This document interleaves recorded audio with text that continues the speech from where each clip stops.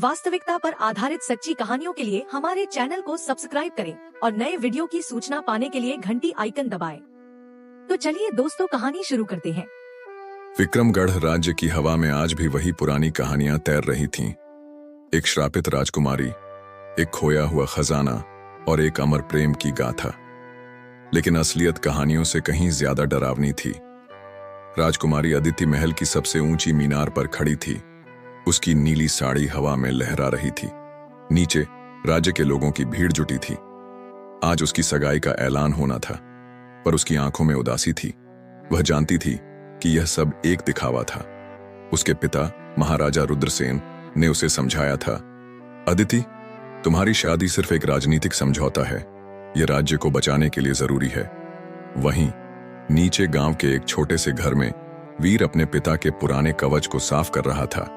उसकी उम्र बस 20 साल थी, पर उसकी बहादुरी के किस्से पूरे राज्य में मशहूर थे। पिछले साल उसने अकेले ही जंगली शेर से गांव को बचाया था, लेकिन आज उसका दिल बेचैन था। उसने सुना था कि राजकुमारी की सगाई के साथ ही राज्य में एक पुराना श्राप पूरा हो जाएगा। जब राजकुमारी की शादी होगी तो विक्रमगढ़ सदा के लिए अंधेरे में डूब जाएगा। रात का समय। अदिति ने चुपके से महल छोड़ा। उसे पता था कि श्राप की कहानी सच है। उसकी मां की मृत्यु के समय एक रहस्यमयी साधु ने चेतावनी दी थी, तुम्हारी बेटी के हृदय में प्रेम का बीज छिपा है जो श्राप को तोड़ सकता है, पर उसे खोजने के लिए उसे अपनी जान जोखिम में डालनी होगी।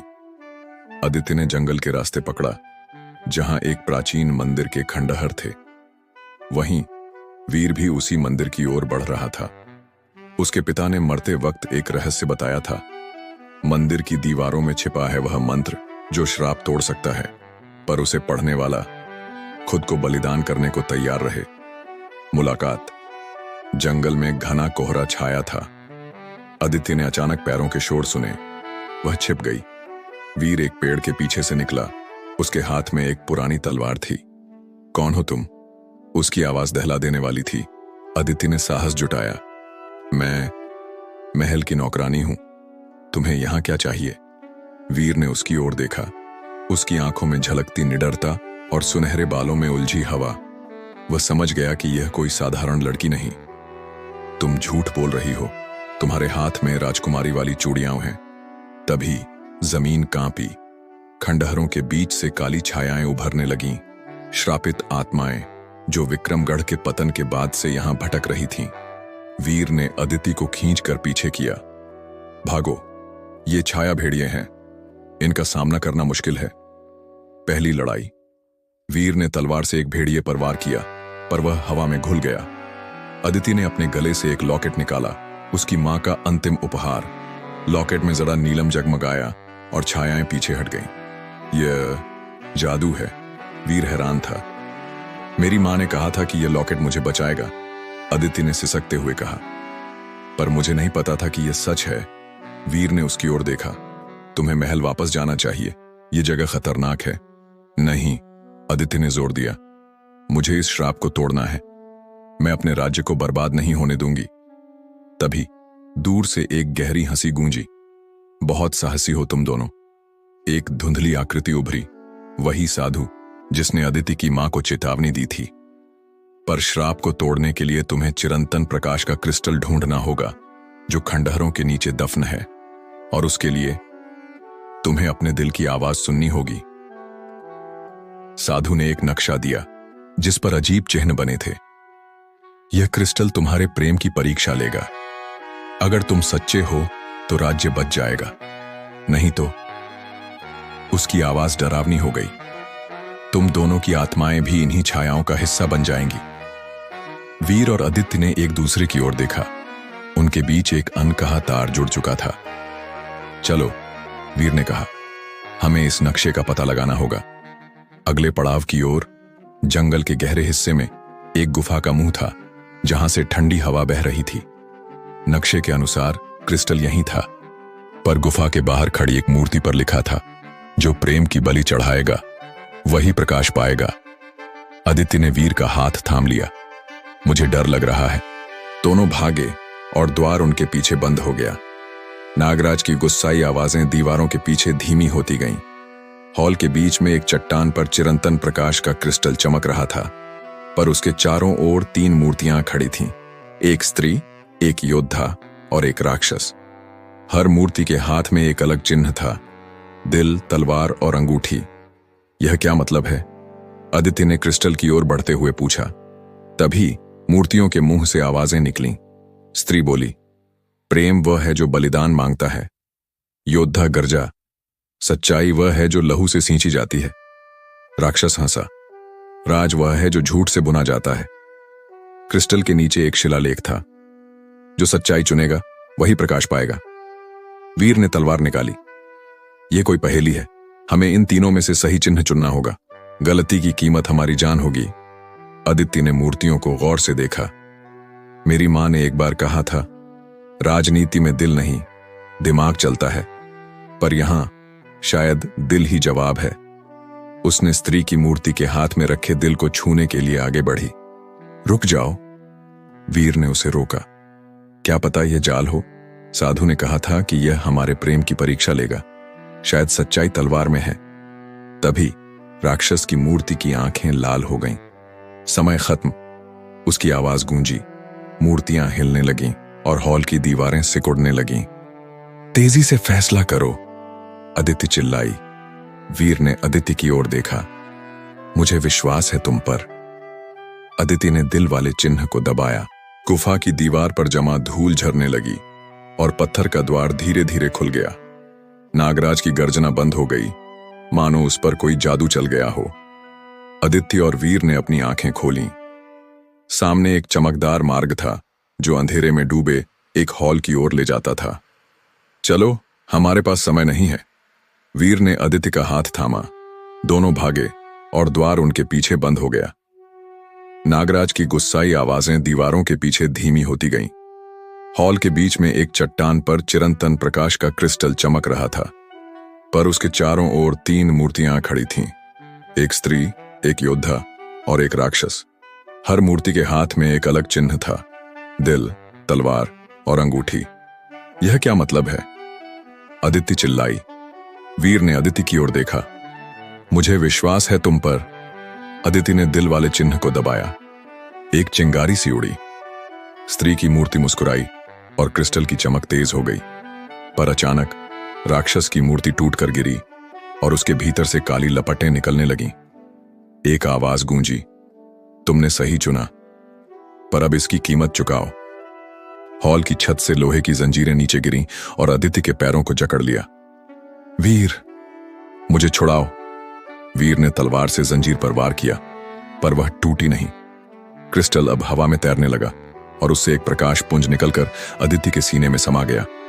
उसकी आंखें चमक उठीं। मैं सब समझ गई, वह बोली। यह क्रिस्टल नहीं, मेरी मां की आत्मा है। उन्होंने खुद को इसी में कैद किया था, श्राप को रोकने के लिए। वीर हैरान रह गया। तो श्राप कोई और नहीं, मेरे पिता ने ही यह सब रचा था। अदिति की आवाज कांपी।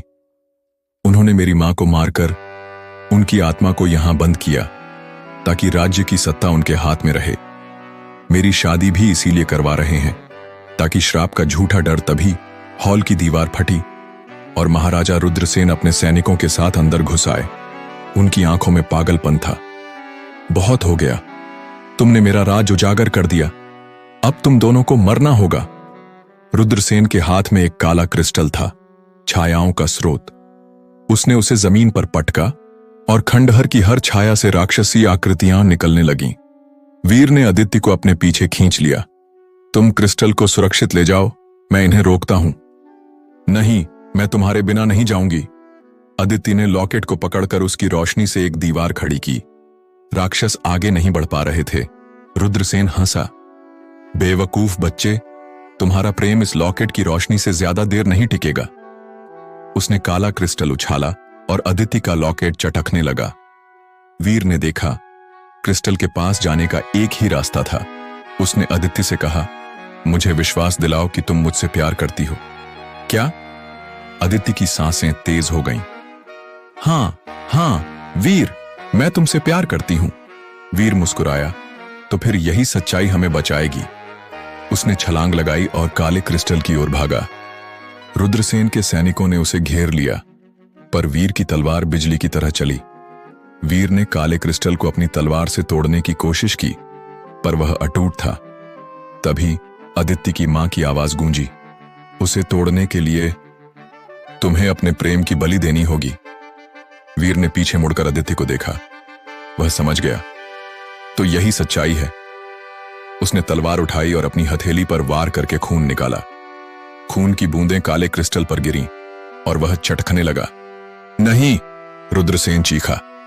एक जोरदार धमाके के साथ क्रिस्टल टूटा और राक्षसी छायाएं चीखती हुई गायब हो गईं। पर वीर जमीन पर गिर पड़ा। उसकी बांह काली नसों से घिर गई थी। वीर, नहीं! आदित्य दौड़ी हुई आई। माफ करना, शायद यही मेरी नियति थी, वीर ने धीरे से कहा। तभी आदित्य की मां की आत्मा प्रकट हुई। प्रेम ने श्राप तोड़ दिया है, पर इस बहादुर की जान बचाने के लिए तुम्हें वह करना होगा जो तुम्हारी मां ने किया, अपनी आत्मा का एक हिस्सा उसमें समर्पित करना। आदित्य ने लॉकेट खोला। नीलम टूटकर 2 टुकड़ों में बंट गया। उसने एक टुकड़ा वीर के सीने पर रखा। ले लो, ये मेरा प्यार है। वीर के शरीर से काली नसें गायब होने लगीं, पर नीलम का टुकड़ा आदित्य के गले से गिरकर चूर चूर हो गया। रुद्रसेन गायब हो चुका था, पर हॉल के बाहर से घोड़ों की टापों की आवाज आई। आदित्य ने खिड़की से झांका। महल की सेना आ पहुंची थी और उनके साथ था राजकुमार युवराज, आदित्य का मंगेतर। युवराज ने ऊपर देखा और मुस्कुराया। सुंदर राजकुमारी, तुम्हें पकड़ने में देर नहीं लगी, वीर ने धीरे से कहा। यह आदमी, यही वह है जिसने मुझे गांव में मारने की कोशिश की थी। यह रुद्रसेन का साथी है। आदित्य ने तलवार उठाई। तो युद्ध अभी खत्म नहीं हुआ। युवराज घायल पर जीवित धनुष लिए खड़ा था।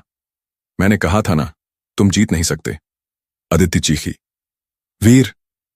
वीर गिरते हुए बोला, स्तंभों को पूरा करो। आदित्य ने आंसू पोंछे और अपने हाथों से चारों टुकड़ों को स्तंभों पर रख दिया। एक ज्वाला फूटी और युवराज की चीख गूंजी। नहीं! पूरा जंगल प्रकाश से नहा गया। श्राप टूट चुका था, पर वीर की आंखें बंद थीं।